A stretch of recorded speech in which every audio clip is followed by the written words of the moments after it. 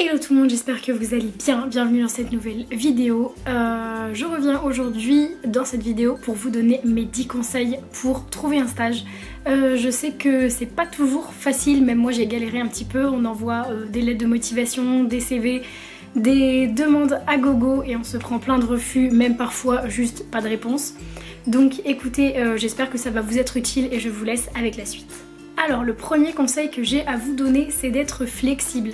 Un exemple tout bête, en première année là d'école de commerce, à la fin de l'année je suis censée faire un stage de minimum 3 mois, donc évidemment ça intéresse pas tellement les entreprises d'avoir des stagiaires pour 3 mois, le temps de les former, etc. Donc moi j'ai toujours dit aux entreprises que j'étais ouverte pour faire un stage de 4 mois si besoin. Donc le premier conseil c'est vraiment d'être flexible et donc d'être à l'écoute en fait de l'entreprise. Si elle a besoin de quelqu'un pour 4 mois, bah tant pis, vous restez 4 mois. Et aussi d'être ouvert par rapport au secteur.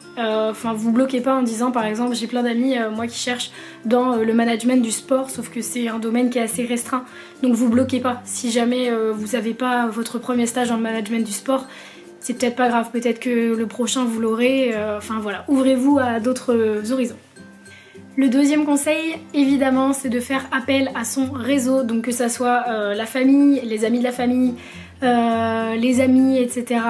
Faites appel à votre réseau, c'est votre meilleur allié pour trouver un stage et généralement ça se fait souvent par le bouche à oreille. Donc n'hésitez pas à en parler à vos parents qui en parleront à leurs amis, qui eux-mêmes en parleront à leurs amis, ou si vous avez des amis par exemple qui ont des parents qui bossent dans des domaines qui vous intéressent, n'hésitez pas parce que déjà c'est la solution de facilité et en plus vous pouvez faire des trucs très cool, donc utilisez votre réseau. Le troisième conseil que j'ai à vous donner, c'est de personnaliser votre lettre de motivation qui est soit dit en passant obligatoire et de l'adapter, c'est-à-dire que vous n'allez pas prendre votre lettre de motivation et l'envoyer à 15 000 personnes. Pareil pour le CV, il faut que vous l'adaptiez à chaque fois à la personne à laquelle vous l'envoyez. Donc je sais pas, par exemple si vous envoyez une entreprise de communication, essayez de faire ressortir le côté communication dans le CV, alors que si vous l'envoyez à une entreprise pour faire de la logistique, vous n'allez pas du tout mettre les mêmes choses sur le CV. Donc essayez d'adapter ça, et surtout dans la lettre de motivation, ne laissez pas des trucs bateau du genre j'aimerais travailler pour vous, etc. Essayez de cibler un peu en mettant, je sais pas, j'aimerais travailler pour telle entreprise et vous donnez le nom de l'entreprise dans laquelle vous postulez. Ça donne l'impression que vous vous êtes donné du mal et au moins que vous essayez d'adapter les choses, que c'est pas juste une lettre type que vous envoyez à 50 personnes comme ça. Le quatrième conseil, super important, aucune faute d'orthographe, que ça soit dans le CV, dans la lettre de motivation, aucune faute d'orthographe. Vraiment, c'est hyper important. Une faute d'orthographe, c'est CV, lettre de motivation à la poubelle et votre candidature ne sera retenue en aucun cas si vous laissez passer une seule faute d'orthographe. Donc s'il faut que vous passiez 20 minutes à relire votre CV, relire votre lettre de motivation, faites-le vraiment, c'est pas du temps de perdu parce que si vous laissez une faute, ça passera pas du tout.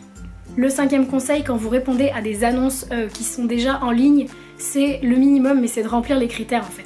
Quand vous répondez à des annonces, regardez par exemple s'ils cherchent des gens qui sont je sais pas, bac plus 4 ou bac plus 5 et que vous êtes en bac plus 2 ou 3, n'essayez pas. Enfin, il y a des trucs, si vous voulez, quand ils cherchent des profils bien spécifiques, je sais que c'est cool et on peut envoyer des choses avec des candidatures spontanées, etc. Mais essayez de remplir un minimum les critères quand même parce que sinon vous allez perdre du temps. Et c'est dommage parce que pendant ce temps vous auriez pu envoyer d'autres lettres de motivation et d'autres CV bien plus utiles que du coup d'envoyer un truc qui va être jeté à la poubelle. Le sixième conseil, c'est d'utiliser des sites internet. Donc en fait il y a pas mal d'offres sur internet avec des sites comme Job Teaser par exemple et auxquels vous pouvez répondre. Et en fait donc ils partagent des offres, vous pouvez répondre à ces offres et donc ça c'est plutôt pas mal. Vous avez juste à vous inscrire sur la plateforme, vous rentrez votre CV, votre lettre de motivation, etc. et vous pouvez postuler, donc ça c'est vraiment pas mal. Donc n'hésitez pas à vous servir de ces sites. Et également j'ai mis ne pas hésiter à faire des candidatures spontanées. Moi c'est ce qui s'est passé, j'ai fait une candidature spontanée et j'ai été prise sur un truc, ils n'avaient pas forcément postulé d'offres ou quoi, mais pourtant j'ai été prise avec une candidature spontanée. Donc c'est pas parce que les entreprises ne proposent pas d'offres qu'ils ne peuvent pas vous prendre, pardon. Donc n'hésitez pas à faire des candidatures spontanées. Le 7e conseil que j'ai à vous donner, c'est de ne pas vous y prendre au dernier moment. Ça peut paraître bête, mais quand on s'y prend au dernier moment, bah, généralement toutes les entreprises elles ont déjà trouvé des gens parce que tout le monde est passé avant vous. Donc je sais pas, pour vous donner un exemple, moi j'ai un stage à faire au mois de mai, et ben dès le mois de janvier je m'y suis mise. J'ai commencé à envoyer des CV, des lettres de motivation, à en envoyer plusieurs, à répertorier les entreprises auxquelles j'avais envoyé, où j'avais une réponse, pas de réponse, par quel site internet, etc. j'avais postulé. Mais en tout cas, ne vous y prenez pas au dernier moment parce que c'est le meilleur moyen d'avoir des refus et d'être en panique à une semaine du stage alors qu'on n'en a toujours pas. Le 8e conseil, c'est d'exploiter ce que vous avez. Je veux dire, c'est pas grave si vous n'avez pas d'expérience professionnelle sur votre CV. Vous avez forcément d'autres trucs, vous avez forcément de la musique, vous avez forcément des expériences associatives quand vous êtes en école de commerce, mais jouez à fond sur les expériences associatives, pardon. Vous avez peut-être été capitaine d'une équipe de sport, vous avez peut-être organisé un événement, vous avez peut-être participé à telle compétition sportive, etc. Mais n'hésitez pas à le mettre, c'est toujours des plus. Je sais que quand on démarre, on a souvent un CV qui est un petit peu vide parce qu'on n'a pas eu forcément beaucoup d'expérience professionnelle. Donc n'hésitez pas à miser sur ce que vous avez pour remplir le CV. Évidemment, je vous dis pas de mettre que vous avez obtenu votre brevet avec mention gna gna gna, ça n'a pas d'intérêt. Mais en tout cas, jouez sur des choses qui vous ont apporté de l'expérience, même si c'est pas professionnel, de l'expérience de vie, de l'expérience dans de la discipline, dans l'apprentissage, dans ce que vous voulez, mais jouez avec vos cartes.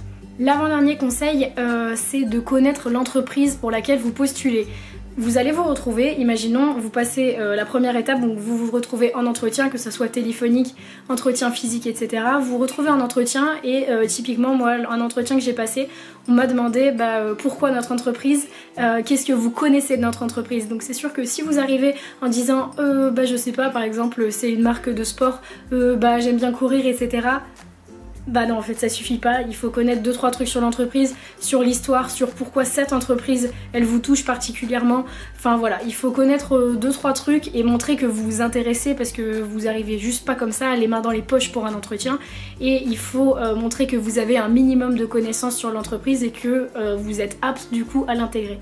Et le dernier conseil que j'ai à vous donner quand vous avez un entretien, c'est de remercier. Donc vous laissez passer 48 heures et vous envoyez un mail de remerciement en disant merci du temps que vous m'avez accordé, de l'écoute, voilà, enfin juste un truc qui va faire une petite piqûre de rappel. Vous voyez, le professionnel il a pas que ça à gérer, donc il a plein d'autres gens et tout.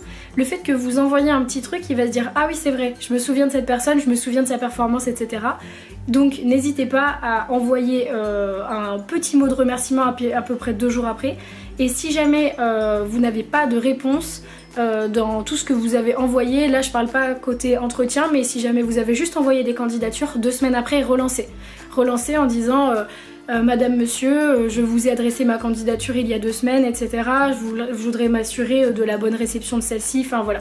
Quelque chose un petit peu sympa, pas en disant hey, vous m'avez pas répondu, etc. C'est pas ça qu'on recherche, mais juste encore une fois mettre une petite piqûre de rappel. Imaginez que le professionnel, il ait pris votre CV, votre lettre de motivation, il les a imprimés, il les a sur son bureau, juste il a pas eu le temps de les regarder pour X ou Y raison, il est occupé.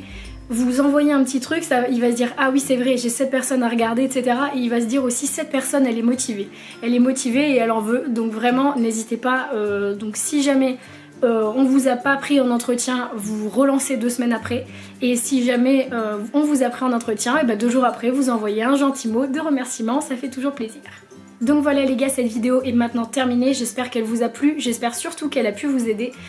C'est un petit peu les leçons que j'ai tirées de toutes les lettres de motivation, de tous les CV que j'ai pu envoyer afin de décrocher mon premier stage.